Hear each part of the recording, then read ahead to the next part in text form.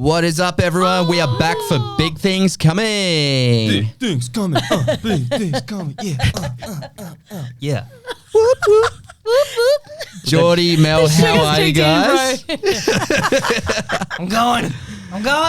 What is up, everyone? Hey. Not a lot. Geordie, Mel, how are you? Doing well.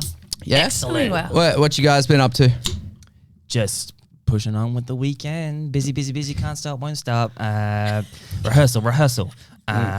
Recording. Blah, blah, blah, blah, blah. Music. Never Big things stop. coming. Big things coming right now. Here we go. How about you guys? Fucking all of that. Yeah, all of that. Yeah, well said. All right. Who have we got today, guys? The one and only. The man behind the camera. Well, now in front of. Now in front of said camera. Mr. Peter Renzullo. Thank you. This is so weird. It is strange. Obviously, everyone probably has heard my name mentioned on the shows. Up to like episode 8, 9, 10, whatever. So I'm always behind the cameras. But what people don't know, I'm in every single episode. You are. Not just behind the camera. I'm actually in every episode. You know how? I'm the scream voice at the start of the... That's right. Dude, you know what? Like, I only just heard this like last week from Geordie. From me. Yeah. When you sent me the audio and the film for our intro, you know, dun, dun, dun, dun, dun, big things coming. Yeah. And then Geordie tells me, you know, that's Peter that actually does the scream. I was like, what? I actually thought it was one of you guys. I didn't even know. That blew my mind. Well, I knew it I was wasn't like, me. what the fuck? Because I don't sing, but that But you was... scream. I can scream. Yeah, totally. Yeah. I've got 2 kids, so... Me and Pete, I picked him up when we were taking us to the hen house where we are today. Yes. Thank you, hen house. Thank you, Hen House. And yeah, I just had to ask because when I heard it from the jump before we even started going, I was like, that sounds so professional. Which band did you work with? And he's like, no, that was me. I was like, okay, wait, back it up. Yeah. What? Yeah, that's right. Exactly it. Yeah, it's good. And obviously, all the footage in there is footage I've taken for different music videos for different artists and stuff. Yeah. Amazing. And that's what I love about it. Like, it's Big Things Coming. You know, it's obviously all about Perth and local artists and stuff. And the fact that you've used local artists. Oh, they're all local. They're all Perth bands. Yeah, they're all Perth artists. It's sick. Music. I love it. I'm one of those artists, and just one of those creators in Perth that people mention, but they don't really see. Yeah. I do all the work for You're them, a but I don't ghost. really. Yeah, that's right. But that's going to change soon. Yeah. So we'll talk about it. It's changed now. Yeah. So there you go. Here I am. Now, first of all, like let's talk about what you do in Perth. Like, because Apart from screaming for us. That's right. Yeah. I know for a fact, like, you've got an incredible story behind you. Oh, sure. Yeah. Okay. Yep. So we can get into that. Scudley. Yeah. That's your filming and audio recording name. Essentially, it started off with Scudley Records back in 2010, and I was just producing music. So I had artists coming in and recording, and that turned into eventually a production for film music. Yep. That's how I got into film in the first place, as being a composer. Yep. And then from there, I just got my hands my hands on a camera, sold half my studio to get this little camera. It's ridiculous. The difference in cost between being a musician and it's ridiculous. Yeah. I can add 2 zeros to it. It's ridiculous. So that was 2017. Then Scudley Films was born. But Scudley is the overall, because I still do music production, so it's the overall all-encompassing. So but you're an all-rounder. Like totally. In many ways. You do acting as well? I do, but not officially. In all my films, I have a cameo in all my films. But I'm no actor. God, no. I can't remember more than 2 lines in a row. I take my hat off when I got it on to anyone in theatre. I don't know how you can do a 2-hour show. Have the whole. It's crazy stuff. It's magic to me. Do you have a preference, Pete, of mediums that you work with, like whether it's film or music or? Well, that's the kind of interesting, because the way I've being a filmmaker, but also being a musician originally, it's awesome to have the luxury of having a film that I need to make music for. And I was talking to Geordie about this. To have a reason to write music to make visuals work is a really cool thing. Total control of the but not even the control, just the freedom to have that. So there's a scene I was telling Geordie before. There might be, in my own films, it's easy enough. I know what I want from the film, the actors and stuff. If a director comes to me and they've got a film and there's a certain scene that is playing out, might just be 2 people having a conversation on a table, but they want an ominous feeling behind it. But if you look at it just without music. It's just like, just having a conversation. Right. But if you add music to behind it, I want it to sound ominous. So that's a cool thing. I was like, oh, cool, how do I do this? Okay, I'll get some cello in there. I'll get, I can have some fun with that. So the purpose of writing music for me hasn't just been just for bands or for the purpose of writing music, is to make visuals work. So that was a really cool thing to do after so many years of just making music for the sake of it, And you have complete understanding of what the whole concept is looking like because you're involved in all of it. That's it. That's freaking awesome. It's really, in fact, it's so I would love to be in your band because then I'd know I'd get like music videos and all the music production. Like bang, bang, bang. Yeah, exactly. But right. I might as well address what you mentioned before. So for people who don't know me, so I'm a filmmaker by trade now. I do it full time. That's all I do. But I also am currently rocking 3% vision. I can't even see your face right now. Yes. It's a weird thing people think. It doesn't make sense. This is what people don't understand. When I bring your name up as like a Perth film producer, film director, everything. And they say, okay, Peter Renzullo. And I say, yeah, but you don't understand. He's legally blind. And they're like, what do you mean? Like, he's got glasses then, okay. No, he can't see. No, he can't see. Like, and he's making films. How does that work? Like, please tell the world. So it's all a lie. Marketing at its best. No. So basically the idea behind it is, so I have this condition called cone dystrophy, and it came on when I was about 13. Yeah. So for some, only link we can think of, because there's no family link that we know of. Yeah. From 13 onwards. So we're assuming it has something to do with puberty, I'm not sure. Right. But from 13 till 14, I lost 70% of my vision. So I went and did all this testing and thought, what's going on? I went through like 3 sets of glasses, the different prescriptions, and they were running out. I don't know how that works. There's only one thing I can think of that'll send you blind when you're a teenager, right? Anyway. I'm not even going to mention a population of blind boys everywhere then. You were saying. So basically, that happened. Then, and then they did this massive test to me at the Lions Institute back in the day. Yeah. And they found this thing called cone dystrophy. It's a rare, it's called macular degeneration. Right. Really rare in kids. It's mostly 50 plus you get this thing. Yeah. But the cones in my retina, which are the color perception and the light, they're scarred. Don't know how that happens. Like they stopped being fed what they needed, the blood and the nutrients. So they're gone. And I went down over the next 3 years during high school. They went down to 3%, and it stayed 3% roughly now. I haven't been tested recently, but I'm assuming it's around the same because it hasn't shifted much. Yeah. But what that meant as a kid is I then started thinking, well, what am I going to do for a job? That was because everyone's been when you're in high school, everyone's what are you going to do? So my initial thing, you're 13 years old. What are you going to do in life? Everyone got told that in year 8. Okay, so year 12, so it's weird. So in that sense, I thought I just started playing guitar in year 7. I thought, I'll be a session musician. Yeah. You don't need to know that. I had a good memory too. I don't need to read sheet music. I'll just memorize it. So I thought session musician. So I tried to go towards the music route. Yeah. So there'll be many occasions. I hope my kids aren't watching this. Many occasions where I'd be just wagging heaps of classes up in the school gym, just playing guitar. And we got caught eventually and got as you do. Yeah. But that was what I did. I just started focusing. That was all my life. I didn't care about anything else. I just wanted music. And I told myself that's all I could do. Yeah. Which was of course very wrong. But I'm so glad I thought that because it got me into this. I happen to have a passion for it, so it just worked out that way. But never think like that because you can do whatever you want. Fiona and I were discussing this just earlier. It's amazing, like how in your teenage years and your early 20s, like you don't want to be at school, man. You don't want to be learning, calculus or any of this, blah blah. Yeah. But then when you get to like your late 20s, early 30s, you're like, I really want to learn something. I've got this hunger for knowledge, and like even like crocheting. Like I said to my missus, like, I just want to learn how to do it. Mind you, she still says to me, "You don't want to learn crocheting. Like, you don't." I was like, "Just teach me." Maybe. Just a third, totally. Because when you get to a certain age, everything becomes routine, and routine is comfortable. And comfortable is good when you're an adult. But you're right. It's after a point you want to expand on things. As simple as and some people in their 50s or 60s get into music. So it's not like it's an unusual thing. So for me, it was just like from day one, I just went into it. But then after a few years, I did some music teaching as well. I'm a guitarist by trade. But I did some music teaching for a while. About 8 years of that, got into music production, and then from there, I just haven't stopped, between that. And then filmmaking after that. Bloody awesome, man. Like, the fact that you are like legally blind, you're not allowed to drive a car. Oh, no, never have. You can't even... Again, my kids aren't watching. My friends used to let me after hours in the car parks of at Midland Gate. My friend would Macca's drive car there. park, skids. 11 at night. You know, I've got like probably 20% vision left. You give me the keys to the car, and we go in and go around the car. It's ridiculous. So that happened. I should know legally. I can't. You're right. I'm having flashbacks to like Eddie Murphy's Delirious. Come on, impress me, motherfucker! Take the wheel. But sorry, to get right around to the point, how do I do it? There's a feature on the camera I found. Yes. It's called focus peaking, which is when something's in focus, and probably you can see it now if you're not on the camera, it sort of highlights like a bluish tinge on the parts that are in focus. Yes. I noticed mine is like green. So the screen is like, I can have the screen right here, so I can see that. Yeah. If that wasn't turned on, I wouldn't see what's in focus or not. Even if the screen's here, I just can't tell. So I use that technology. I wouldn't, 20 years ago, I wouldn't be able to be a filmmaker. Was there a lot of like hit and miss when you were discovering this sort of stuff in filming?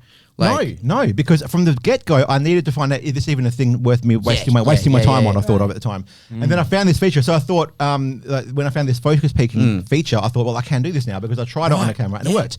And weirdly, I find a lot of films that I watch that from other indie filmmakers, sometimes their focus will go out and in. It's not particularly strong. Whereas I'm so hypersensitive to keeping everything in focus. A lot of my films are more in focus than some of the ones who were just making, which is a weird thought. You know? The Blind Guy's got more of a focus film than but it seems to be like what you have to focus on tends to be really important. But what about when it comes down to editing and things like that? Like, I love it. Oh, I'm obsessed with it. Do you have any sort of, like, is there, I'm not sure what the right terminology is because I'm not really in that thing, but is there any sort of, like you were talking about the focus thing, is there any sort of thing that helps you with the editing process? Literally just a massive screen. It's as simple as that. Right. And everyone that comes to my studio to record, they always comment on how big this screen is. And I said, I'm a filmmaker as well. And you do it in like pitch black darkness, don't you? Yes. Another weird thing about quirk about my thing is the lower the lighting, the better I can see because my rods kick in. Yeah. They're not as scarred as. So sometimes when I was through high school, people would think I would get all the lights up and I could see worse in that. Yeah. So I can see in a dark room, like, you know, I'll be in sort of like twilight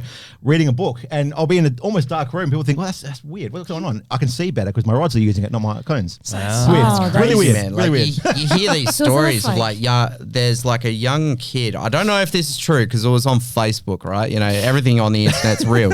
Indeed. There's this kid that apparently can see in the dark, right? What? Because he eats his carrots. That's right.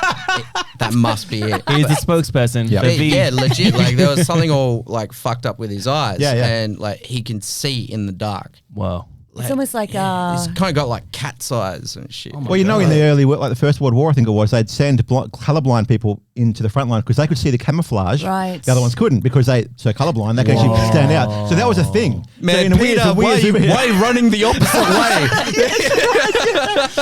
The war's that way. So yeah, thank God we're not in that era, but that was it. So it would be weirdly used. It filters out stuff that some people just don't really think to focus on. It's weird, I don't know. But I understand that completely what that guy's going through. I completely understand that. So it's like your brain is like, when it's too much light, it's the processing behind it, like it's hyper processing. But when the light is dimmed down, it's like, totally. Oh, wow, it sort of is, and the things that receive the light, because they're damaged, the things that are normally good in low light, they take over. So almost like my better vision is when it's dark. So I can see where that I can ration why that guy can see that.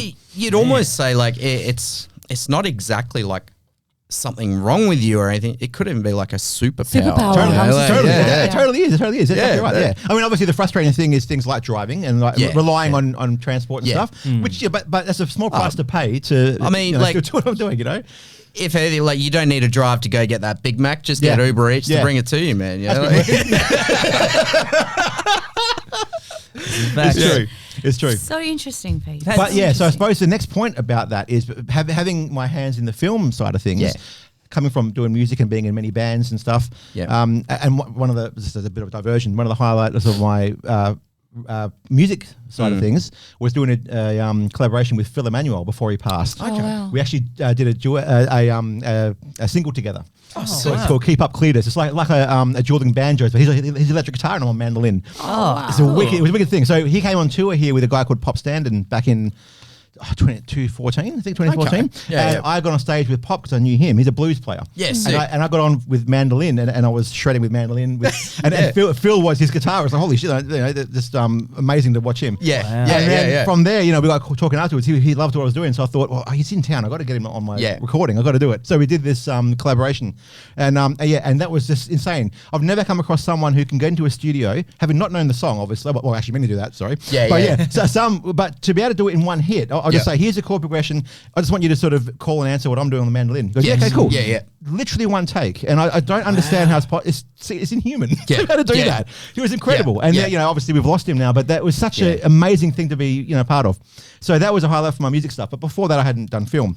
But after doing film and having the need to write stuff for visuals, so when I came back to wanting to do music again, I thought it'd be cool to do some projects that that required visuals or used visuals as part of what we're doing musically, and that's how Parallax was born with my vocalist Jamie Steinmeier, James Hall, who's coming up in one of the future episodes. Yeah, boy. So we basically there's a song that you guys released. Oh, Focal.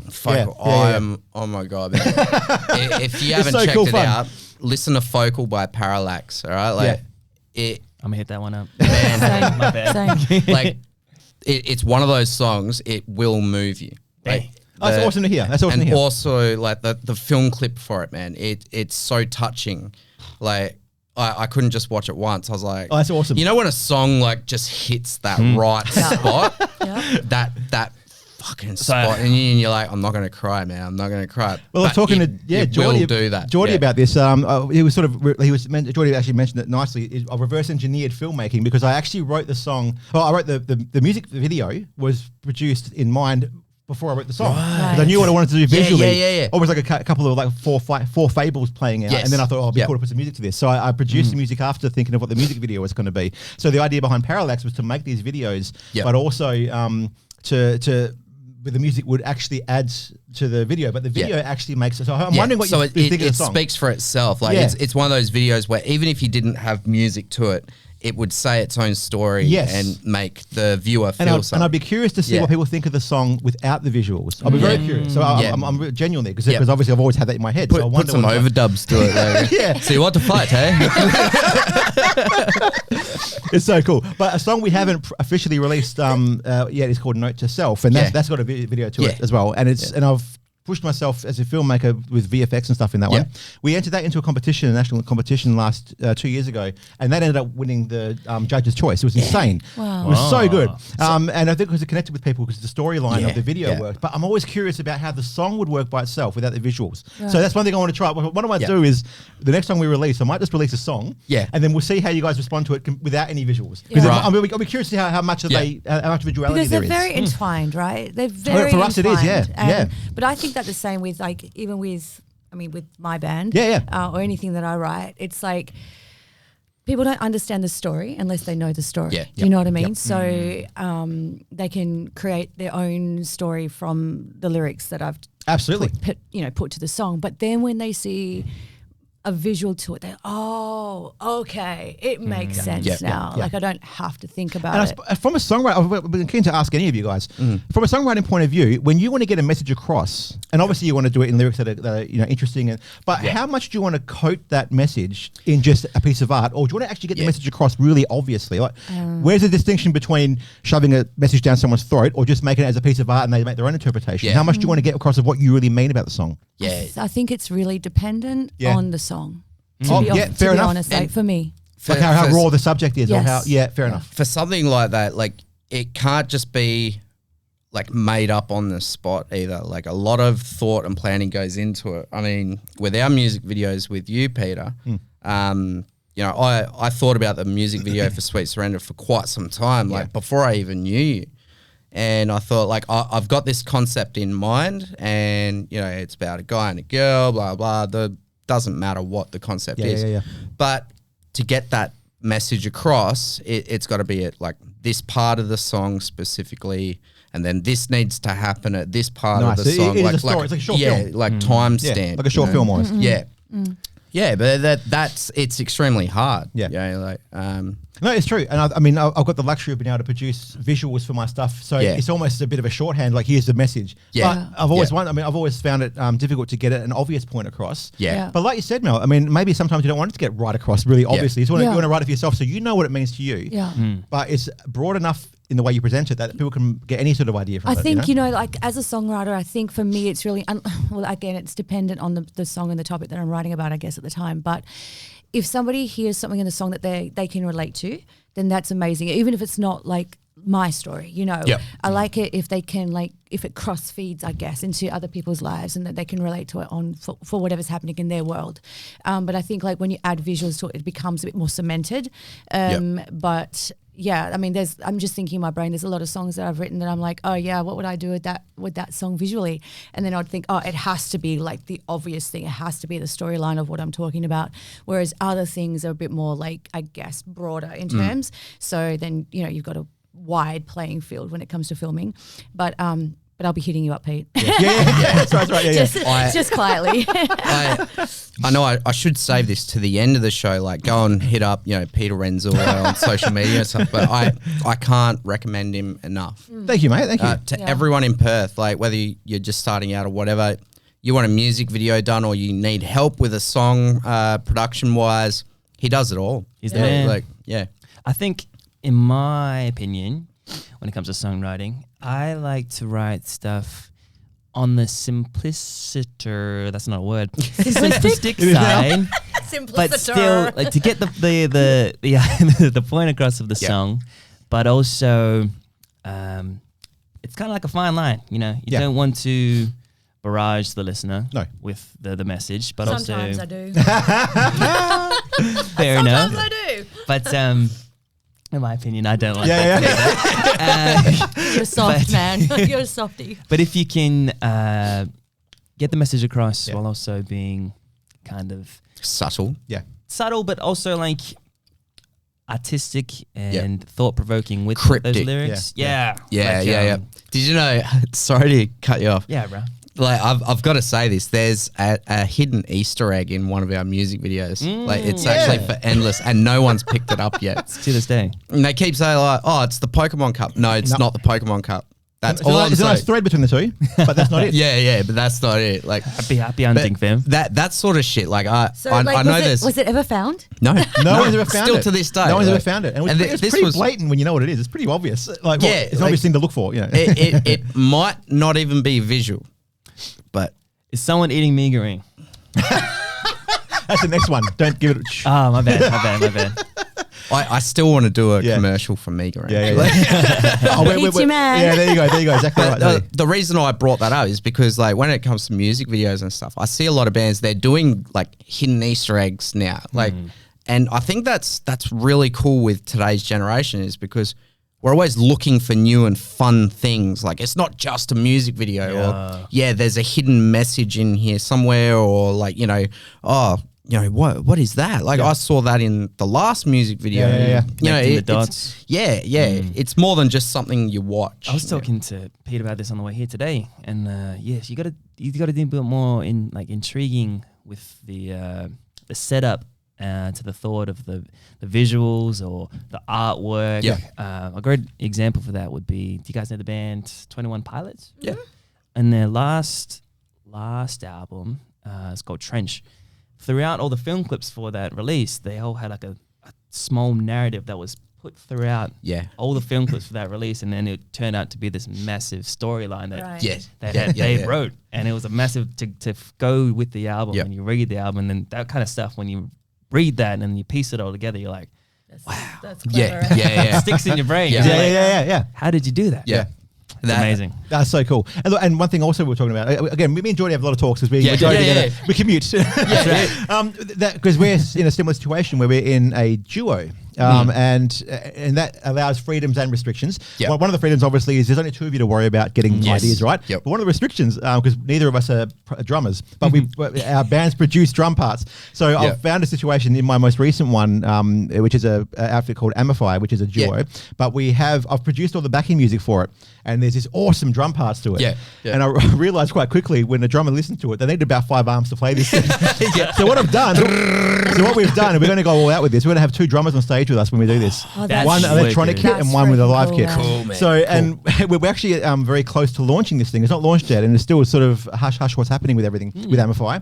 But some stuff I can give away at the moment is that we are officially signed to a label called Wormhole Death in Europe. Congratulations, dude. Super exciting. Yeah. And I've got to thank Jeremy Harry Harris for even connecting me with the owner of Wormhole, because that's the conduit I've had. Because everyone's tried cold calling before. But this guy knows me from my video work for Jeremy's stuff, as he mentioned in his episode. Exactly. So I said, oh, by the way, Carlo, I also do music stuff. So you have a listen to this and sort of and he goes, look, this wouldn't work for Epictronic, which is what. But you need to do the voice. This wouldn't work. An Italian trying to impress no. It's not a good But Wormhole Death is the metal label, and that's the one he said this will work perfectly. Sick. And we've sort of coined the term cinematic metal, because the style of metal could suit a video game, a music video, a film. Ooh. So it's quite atmospheric sounding metal stuff. And Ami's got an incredible voice, so to be able to utilize all that again with visuals, it's going to be really cool. Mate, congratulations! Thank you. And I'm also doing with that program, the first single coming out with that is going to be called Coward's Way Out, and with that is a music video. I've realised that to make this music possible live, we need about 11 people on stage, which is not financially possible. So but it's a full theatrical experience. 2 drummers, we've got 2 keyboardists, 3 backing vocals. Everything. So wow, it's insane. Why don't you just do what Slipknot does and get some trash cans up there, and just bang them with baseball bats? Or what I have done, which is I've green screened myself, Amy, and her husband, who's the drummer, Ant. To be these 11 people on stage. Oh, wow. So basically, I'm the 2 guitarists, I'm one of the keyboardists, and I'm a bass player. She's a keyboardist, she's a front, and also the 3 backing vocalists, and then Ant is both drummers. Sick. And I've compiled all this onto a stage I've made using this different bits of footage I've used. I've shot a little ottoman, and that's our stage floor. I've shot a picture frame of my family. I've just used a picture frame as this big screen behind us. When you look at this video, when it comes out on the 7th of May, you'll see there's 11 people on stage. That stage doesn't exist, and those people don't exist. It's just the 3 of us. Wow. So again, tricks of the camera. Call them back to it. Totally is. So I can't get physically 11 people on stage, but I can make them with the camera work. So cool, man. So there'll be a stage in this music video which features 11 people. It's just the 3 of us. That is awesome, really man. Cool So different angles and everything. It's wicked. This is exactly what I was talking about. Like little Easter eggs in music videos. It's so cool. It's so cool. Because you wouldn't. Hopefully, you wouldn't realize that it was what we did. But it's not too obvious because I've used all different angles. So I've got 4 cameras on each of us. And there's 11 of us. There's 44 camera angles. There's about 40 odd. It's ridiculous. It's taking up like 7 terabyte drive just holding this footage. Shit. So it's insane. But again, it's all self-inflicted. I can't, it's wicked. But and I'm also obviously as a result of my vision, I'm totally self-taught. So I can't really, and that's one thing I want to try and puch or get the impression across to other people. You don't have to learn officially anything. You can just do it yourself. You totally can. You don't need to be. You don't need to go to WAPA. You don't need to go to any of the dance schools to be a dancer. You can just do it. And that's the best education I had was making my first feature film. I had no idea what I was doing. Let's face it. Like there are that many YouTube tutorials out there. Like. All right, now not everything is good. A good idea. All right, don't go and change your own bloody oil on your car if you don't know how a car runs. All right, and I know some mechanics will be saying that it's fucking easy, just do it. But I get what you're saying. If you are not properly trained, that's right. Please do not go and do it. All right? But in the creative fields, in the creative free reign, you can do music and visual arts, film, cinematography, totally. Anything that's not detrimental to your absolutely. It's like passion and dedication and commitment. I think that if you have those 3 things and the willingness to want to learn something, that's right. And you might not be doing it the way that is traditionally the way to do something, but if you find a way to do it, it's a sense of pride. Firstly, you've been away, but also you're still doing it. Exactly. The end result for your audience or for yourself even is that you've done this thing that you thought it's out of reach. It's something to be proud of as well. It's self-respect. And I think it's okay to be a bit self-critical, like, it wasn't that good. But you know what? Next time it can be better. if you keep pursuing with something. Failure is the best guide for when if you're passionate, failure doesn't matter. Yeah, you exactly. keep getting, And it's never failing, hey. Oh, It's yeah. never. It's Oh, yeah. just, I think it's just getting better at the craft and, Absolutely. and learning how you go. Putting in your 10,000 hours. Damn you know, straight. like, Totally. My favorite quote on that is try again, fail better. Yeah. Fail better. That's great. That's the message. Totally. Rinse, repeat. Just keep going. That's It's totally crazy. exactly That's right. my life. Hence why I called the album Perfecting Failure. Exactly. That's right. Yeah, totally. Exactly. Yeah. It's so cool. Great stuff. Nice. Yeah. Yeah. So I thought I'd serenade you all with. I was going to say that your guitar. to end the episode. You got a guitar there, Peter. I do, yeah. What do you So, got? as I said, I'm primarily a stringman. What do you call them? Yeah. String guitarist. String sayer. There you go. Yeah. So what are you going to play for us? It's an original piece, this one. So, Okay. and now I'm not going to torture you with any screamo in this one. It's an instrumental piece, so it's all right. No, this one here, I actually wrote this one here for my grandmother. Oh. Now, beautiful. In 2020, she passed away, but she had Alzheimer's, so she got diagnosed in 2010, and by 2014, she just wasn't there anymore. I think anyone who's had Alzheimer's Yes. you sort of lose them twice. You know, Yeah. you lose them, and a lot of people who 100%. haven't dealt with Alzheimer's personally, they think, well, they just sort of lose their memory, No, and they it's don't not recognize that. you anymore. No. You actually don't recognize them anymore, and that's the most heartbreaking part. It's It is. terrible. It's awful. So watching her go through this, it was just horrible. So I wrote this little piece for her, and I actually played it for her at a funeral. So I'd love to just share it now with you guys. Oh, Is that thank right? you, Pete. Bring it on, Thank you. Peter. Thank you, brother. Yes. All right. So I might just do this instead. I'm going to give you my mic as well. Are you singing? No. No singing? Okay. It's just purely instrumental. So yeah. All right, give us a strum. I'll make sure it's coming through. Beautiful. You guys hear that all right? Yeah, lovely. Yeah, got it. Yes. All right. All right. Cool. Here we go.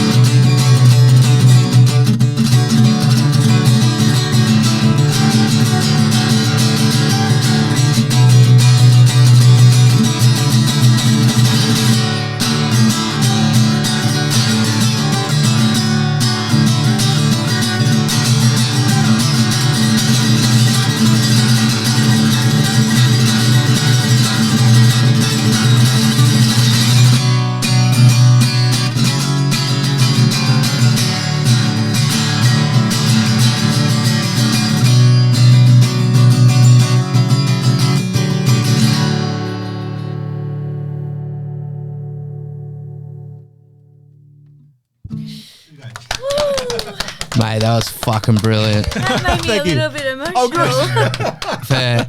I just know someone that's watching out there. If you know John Butler, can you please send that to John Butler right now? That was incredible. Thanks so much, guys. Thanks for having me on as a guest. It's so weird being on this side of the cameras. It's good fun. I can see why you guys like this. We're going to do it again, Thank you, We love you, Pete. Thank you so much and, for joining us on this side of the camera. That's okay. And look, can't go without mentioning our sponsor. Yes. Thank you to Dave Gillum Music at Mustang Print. Mustang Print. Yes, he's opening his new Mustang Print Alchemist store soon. Excellent. Oh, wow. Near me. Yes. And thank you for the stickers. Thank you for the banner. If you ever need anything printed, hit up Dave Gillum. And if you ever need anything on camera, Peter Renzullo. Here I am. Scully Films. Yeah. All right, guys. Thanks again for having us. Thank you. Thank you all. For having us. Thank you for your work that you do for us. Thank you. I love it. Thank you for jumping on, Peter. Always a pleasure. Awesome. See you guys. see you guys. Peace.